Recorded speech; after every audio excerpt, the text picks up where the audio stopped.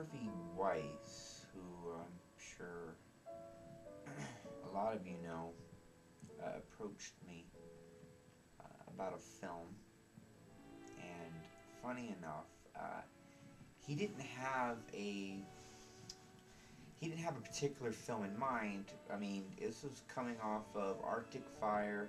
He said, you know, this is one thing the business needs. Okay, the business and the people need more seahorse. Is that water? I don't drink water. Yeah. Yeah, on the rocks. Please, thanks. Um, where was I? Just fire her.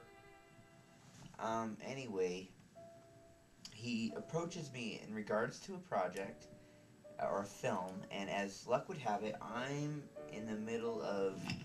Oh, excuse me. I'm in the middle of writing a film, as, or most of you would know it as La Funerale. And basically at that time, I wasn't looking, I wanted to do something I was going to enjoy. And I'm a big fan of a French film called The Red Balloon. And I'm sure a lot of you, thank you. And by the way, I think your boss over there is going to fire you. Anyway, big fan of The Red Balloon.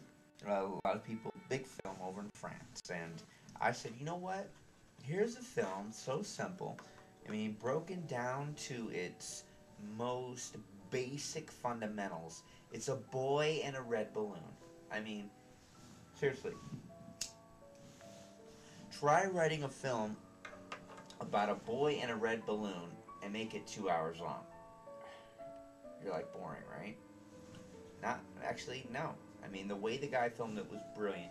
And this project that I had, La Funeral, was really kind of like that. I mean, it's a movie about letting go.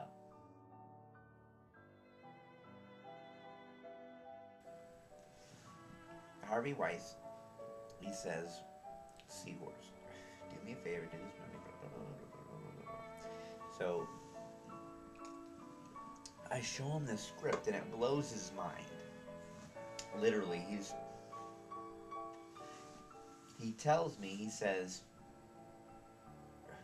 let's get this done. Let's put this on the big screen. Let's do this. And I'm ecstatic. Obviously, I knew it was good. It's just I wasn't sure how far into the future this film is gonna fruitate. That's the word, fruitate. It's gonna come into fruitation. And so anyway, we shoot the film, and it's a blockbuster, as almost all my films have been, except for Me and the Zebra, which obviously that was my first film, so what can you do?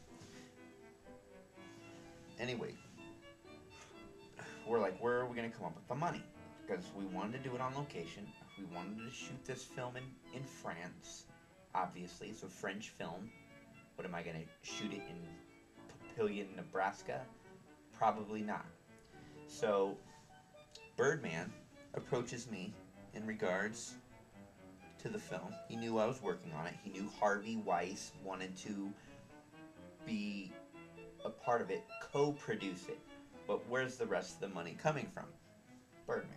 Birdman says, look, I've got the money for this project. I'm working on a few other projects right now, but I want to be a part of this. It's huge. It's epic. It's that his words were, it's epic. And I'm like, no shit. No shit, it's epic. And then he's like, you know, we go to a bar, talk about the schematics of the movie. There's a lot of behind the scenes stuff, but it's a lot of fun to shoot. It was a lot of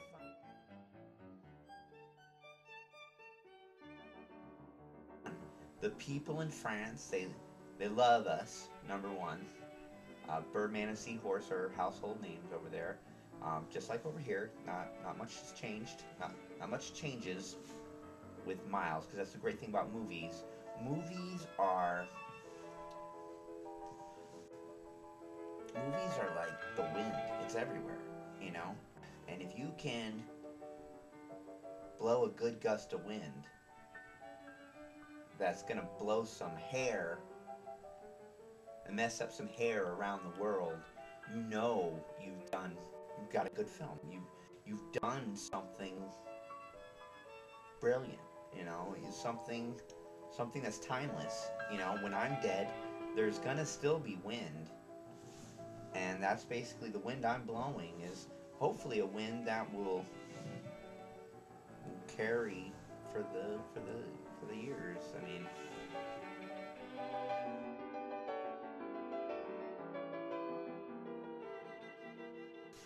there are three things that are absolutely crucial to making it in Hollywood.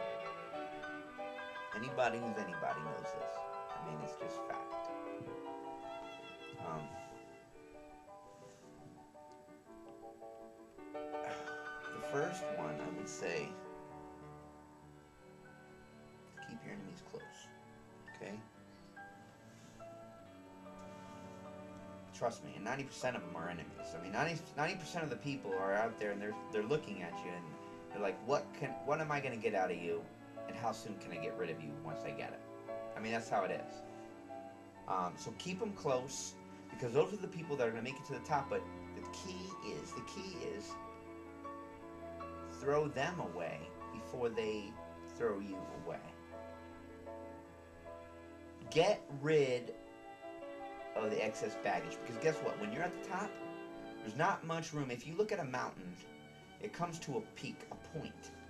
There's not much room on that peak. If you notice a peak, you've got all this room, getting less, there's less and less room, and then you, bam, you hit the pinnacle. Well, the pinnacle, that point, there's only one room for one. I'll tell you that. There's only one room for one at the top. So all these people here, as you're moving up, you've got to drop the excess weight, because you're coming up to this point where it's just going to be you, and that's what you want in the end. Do I want Freddie Prinze Jr. hanging out with me at, you know, I don't have enough elbow room, I can't smoke my cigarette because maybe he doesn't like smoke, I don't know. I don't want this excess baggage there.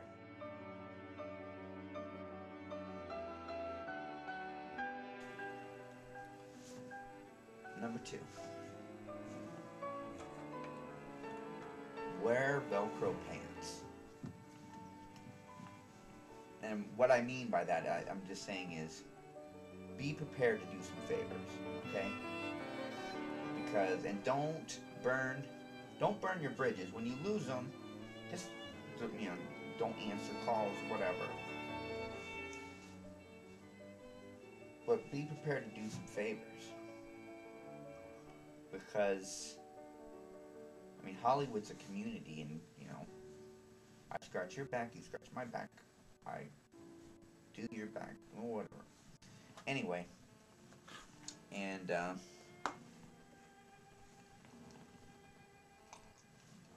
don't know.